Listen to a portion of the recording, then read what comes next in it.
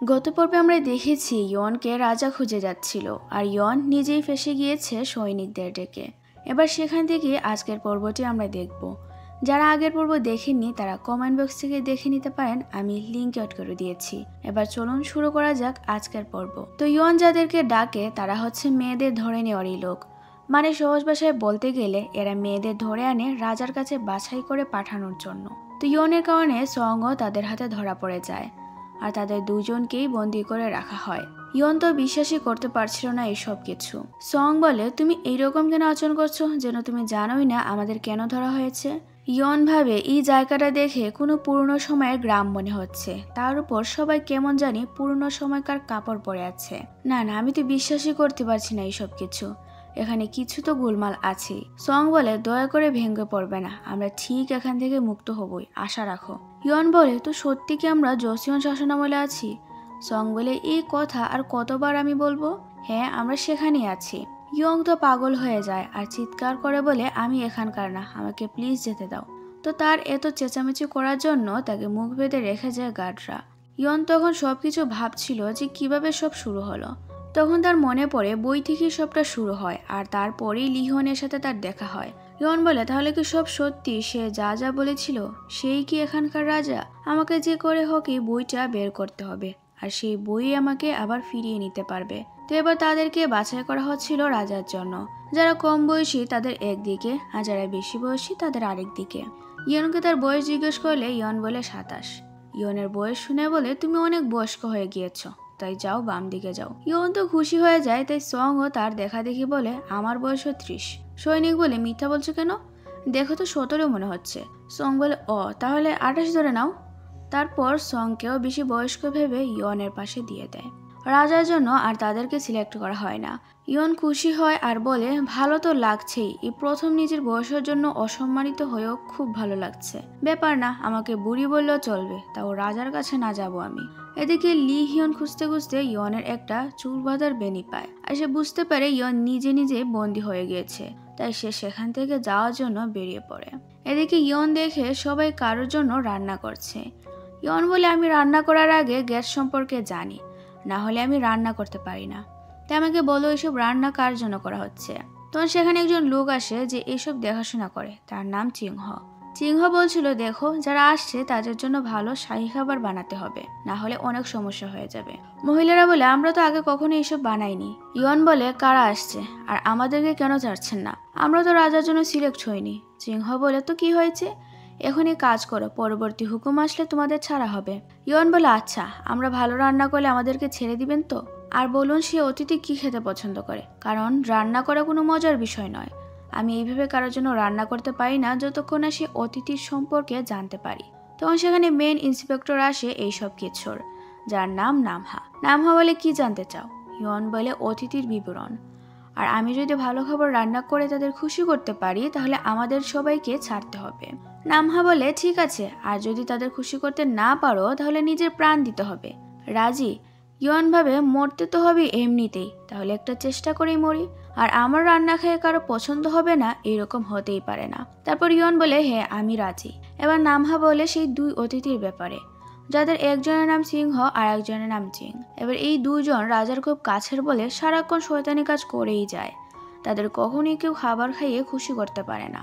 ইয়ন বলে, বদমাশগুলিকে খাবার না দিয়ে শাস্তি দেওয়া উচিত। তো যাই হোক, আমি বুঝতে পেরেছি তাদের জন্য কি রান্না করতে হবে। তো এবার ইয়ন সবাইকে ডেকে বলে, আমাদের এমন খাবার বানাতে হবে যেন তারা খাওয়ার পর কিছু বলতেই না পারে, মানে তারা যেন যে কোনো একটা টেস্ট ধরতে না পারে।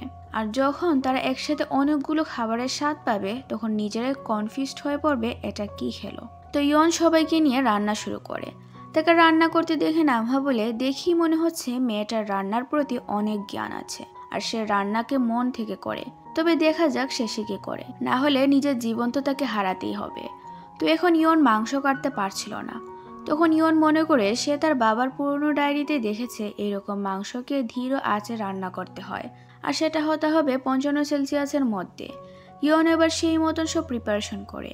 সে ইউনিকভাবে গরম পানি করে আর তার মধ্যে গরম পানি আর ঠান্ডা পানি ততটুকু মিক্স করে যতটুকু পর্যন্ত 55 সেলসিয়াস মনে হয়। এবার ইয়ন সেই তাপমাত্রা মাপার জন্য তার কোনো যন্ত্র পাবে না, তাই সে নিজেই হাত দিয়ে তাপমাত্রা মাপে। কারণ তাপমাত্রা কম বেশি হলে মাংসের গুণ নষ্ট হবে, স্বাদও নষ্ট হবে, হয়তো অনেক বেশি নরম হয়ে যাবে, নয়তো শক্ত। ইয়নের রান্নার প্রতি এত ডেডিকেশন দেখে সেখানে সবাই শকড। তো ইয়ন এই রান্না করতে নিজের জান প্রাণ সব লাগিয়ে দেয় আর একটা এমন ডিশ বানায় যেখানে বিভিন্ন রকমের উপকরণের মিশ্রণ ছিল। তো এবার রান্না করার শেষে খাবার দেওয়া হয় সেই দুই মাথা খারাপকে। এবার সিংহা আর জিং খাবার হওয়ার আগে বলে, যদি এই মেয়ের রান্না আমাদের ভালো না লাগে তাহলে আমরা নামহার মেয়েকে রাজার জন্য তুলে নিয়ে যাব।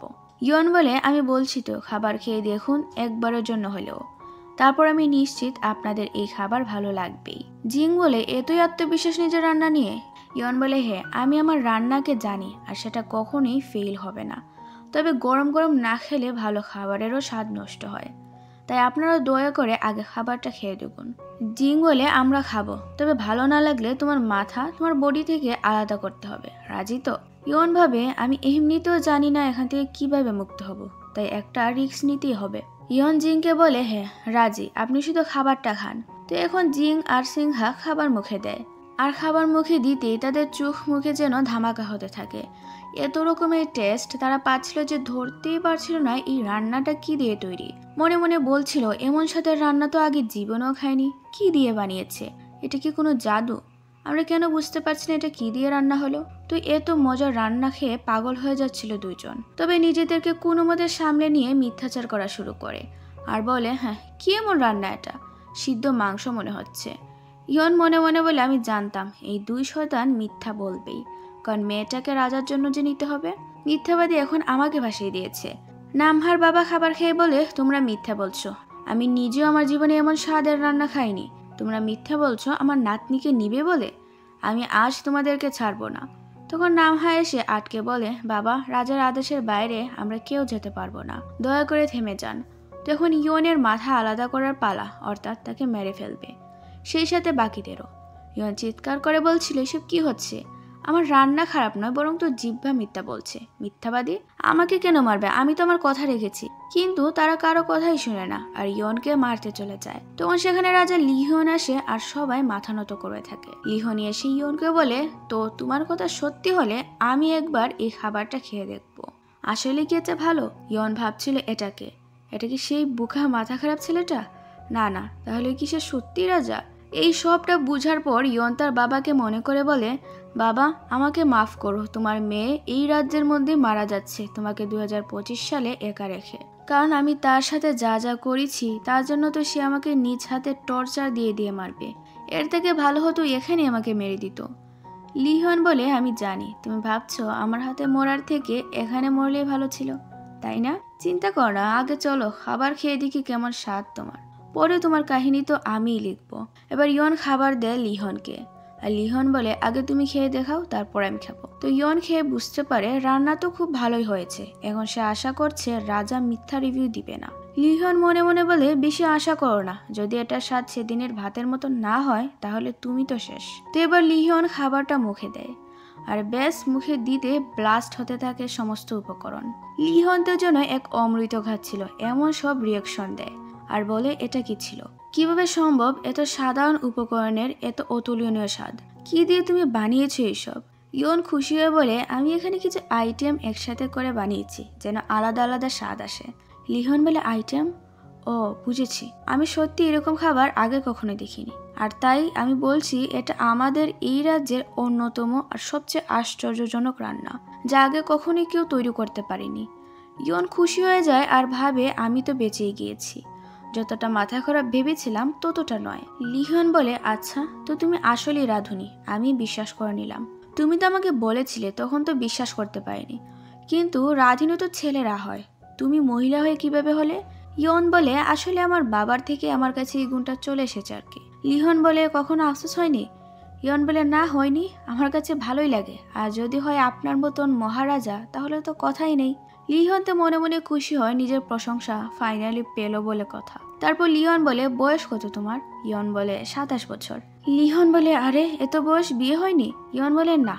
লিহন বলে, আহারে অনেক দুঃখের ব্যাপার এটা, এত বয়স হয়ে গিয়েছে তাও বিয়ে হলো না মেয়েটার। ইয়ন বলে, না না, আপনি যা ভাবছেন তা নয়, আমি আসলে অন্য জায়গায় থাকি, সেখানে বয়স বেশি হলে সমস্যা হয় না, বরং কম বয়সী হলে সমস্যা।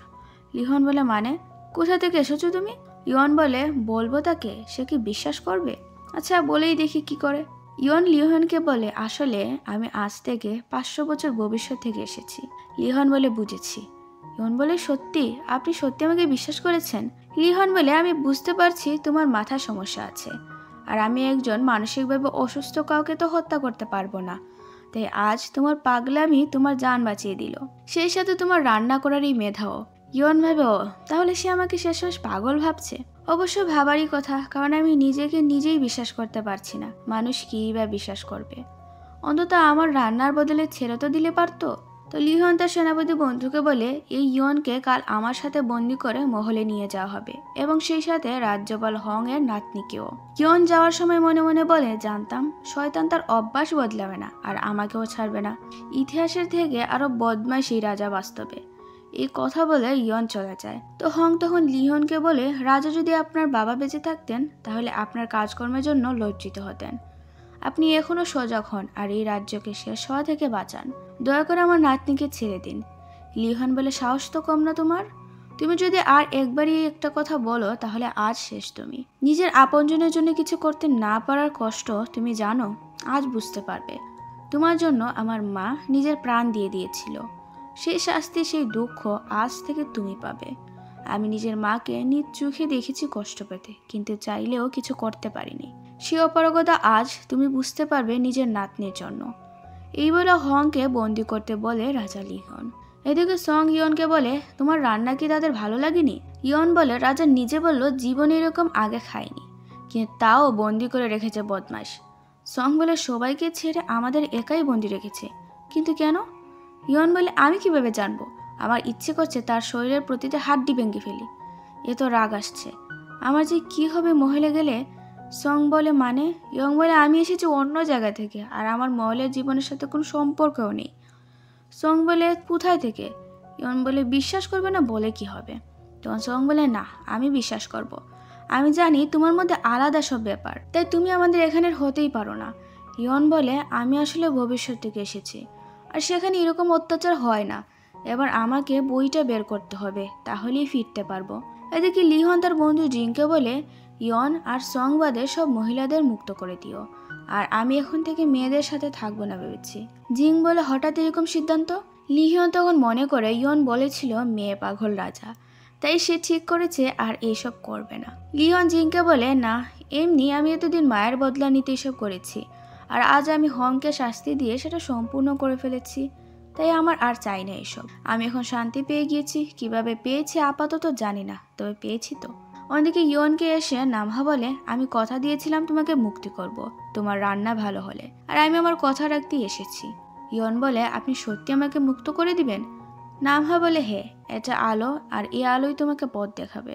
এই বলে নামহা সংকে এবং ইয়নকে মুক্ত করে দেয়। ইয়ন সোজা চলে যায় তার বই খুঁজতে।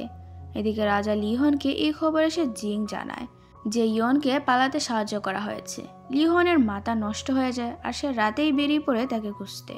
ওদিকে ইয়ন যেতে যেতে সংকে বলছিল, তুমি কি এই অত্যাচারের সময় থেকে আমার সাথে 2025 সালে যাবে?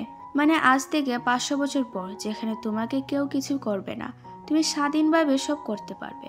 সং বলে, সত্যি এটা কি সম্ভব? আমি কি সত্যি তোমার সাথে যেতে পারবো? ইয়ন বলে, হ্যাঁ, সেই বইটা পেয়ে গেলেই আমরা এখান থেকে অনেক দূর যেতে পারবো। ইয়ন ওর পর এসে ব্যাগটা খুঁজতে শুরু করে। তখন সেখানে রাজা লিহন এসে পড়ে। ইয়ন তো ভয়ে শেষ যে এখন তাকে কে বাঁচাবে। তবে সে দেখে লিহন তার চুল থেকে ফুলের একটা পাপড়ি সরিয়ে দিচ্ছে, আর পরে শান্ত হয়ে বলে, কি ব্যাপার, এখানে কেন এসেছো? ইয়ন বলে, আমি কিন্তু কিছু ভুল করিনি, আসলে আপনার তীর লেগে আমার ব্যাগটা ওখানে পড়ে গিয়েছে, আর ব্যাগটা আমার খুব প্রয়োজন। লিহন বলে, এতই প্রয়োজন যে তুমি পালানোর মতন দুঃসাহস করলে? ইয়ন বলে, হ্যাঁ রাজা, সত্যি আমার খুব প্রয়োজন, আপনি আমার ব্যাগটা এনে দিন, আমি আপনার সব কথা মানব। লিহন ব্যাগটা এনে দেয়, আর ইয়ন তো কত খুশি হয়ে যায়। তবে তখনই আবার ব্যাগটা ফেলে দিয়ে বলে, যাও, তোমার পালানোর সব পথ বন্ধ করে দিলাম। ইয়ন খুব রেগে যায় আর বলে, তুই নিজেকে কি ভাবিস রে, শয়তান কোথাকার। লিহন বলে, দেখো দেখো, আবার আমার সাথে বেয়াদবি করার দুঃসাহস করছো। ইয়ন নিজেকে কন্ট্রোল করে বলে, মহারাজা, আপনি যা বলবেন আমি তাই করব। তাও দয়া করে আমার ব্যাগটা এনে দিন, আমার সেখানের বইটা খুব দরকার। লিহন বলে যা বলবো তাই করবে? ইয়ন বলে হ্যাঁ তাই করব। তো এবার দেখা যায় পরদিন ইয়নকে বেঁধে মহলের দিকে নিয়ে যায় লিহন। ইয়নের মনে যত রকম রাগ আর গালি ছিল সব দিতে দিতে যাচ্ছিল লিহনকে। আর সংকে বলে তুমি ভেবো না, আমি তোমাকে সর্বোচ্চভাবে চেষ্টা করব রক্ষা করার। সং বলে আমিও করব, আমরা একে অপরের শক্তি হয়ে মহলে যাব। জিং লিহনকে বলে মহারাজা আপনি ওই মহিলাকে কেন মহলে নিয়ে যাচ্ছেন? লিহন হেসে বলে হতে পারে তাকে আমি সহজ মৃত্যু দিতে চাই না বলে। ইয়ন পেছন থেকে বলছিল শয়তান কোথাকার, আমার হাতে বন্দুক থাকলে তোর মাথার খুলি উড়িয়ে দিতাম এতক্ষণে। লিহন তো আর এসব শুনতে পায় না, তাই সেও কোনো পাত্তা দেয় না। এদিকে রানী মগজু জানতে পারে রাজা আসছে সেই মেয়েটাকে নিয়ে। তার তো বেশ রাগ হয়, কারণ তার অহংকার হচ্ছে সেই একমাত্র রাজার রানী হয়ে থাকবে। রাজা আর কোনো মেয়ের প্রতি আসক্ত হতে পারবে না। কিন্তু এখন হয়তোবা সেই ভুল ধারণাটা তার ভাঙতে চলেছে। এদিকে ইয়নকে কিছু বাচ্চারা বিরক্ত করছিল, তখন লিহন বলে সাহস কত বড় আমার জিনিসকে বিরক্ত করছে। ইয়ন বলে আপনি কি এইমাত্র আমাকে এই জিনিস বললেন? লিহন বলে হ্যাঁ, আজ থেকে তুমি আমার আদেশ ছাড়া না বাইরে যেতে পারবে, না কথা বলতে পারবে, আর না কারো হতে পারবে। তুমি আমার বন্দিনী। ইয়ন বলে বাহ, প্রথমে আমি ডাইনি ছিলাম, তারপর ভূত, আর এখন আপনার জিনিস। আমার কাছে আর কোনো শব্দই নেই আপনাকে কিছু বলার মতন। মহলে আসার পরেই লিহন মগজুকে ডেকে এনে বলে এই যে দেখো, আমি একটা ডাইনি ভূতকে ধরে এনেছি। ইয়ন মনে মনে বলছি দেখো দেখো, আমি নাকি ডাইনি ভূত? গাধা রাজা একটা, তোর পাশে যে মহিলা আছে সেই আসল ডাইনি। আমি সব ইতিহাসের মধ্যে পড়েছি এই মহিলাই তোকে নিয়ে একবার ডুববে। নিজেকে কত স্মার্ট ভাবে, অথচ নিজের রানীরই সত্যিটা ধরতে পারবে না। মগজু বলে সে কি কোনো অপরাধী? লিহন বলে হ্যাঁ, কিন্তু আমি তাকে মৃত্যুদণ্ড দিতে পারবো না, কারণ তার মধ্যে কিছু বুদ্ধি আছে যা তাকে মেরে নষ্ট করতে চাই না। মগজু বলে তাহলে কি করবেন তাকে? সে দেখতে সুন্দরী সেজন্য? লিহন বলে সুন্দরী কি, আমি বললাম তো সে ভূত আমার কাছে। আমি তাকে কি করব তা খুব শিগগিরই তুমি জানতে পারবে। লিহন ইয়নের মুখে হাত দিয়ে বলে যখন সময় আসবে তখন তুমি নিজের প্রাণ ভিক্ষা চাইবে আমার কাছে। ইয়ন ভাবে আরে না, সে কি আমাকে টর্চার করার কথা ভাবছে? আমি কোথায় ফেসে গিয়েছি, আর কেনই বা ফেসে গিয়েছি? আমাকে কে এখান থেকে উদ্ধার করবে, আর কেই বা মাথা কাটার রাজার হাত থেকে বাঁচাবে? তো এর সাথে এই দ্বিতীয় পার্টিও এখানে শেষ হয়। পরবর্তী পার্টও রেডি আছে, আপনারা আগামীকাল চ্যানেলে পেয়ে যাবেন। ধন্যবাদ।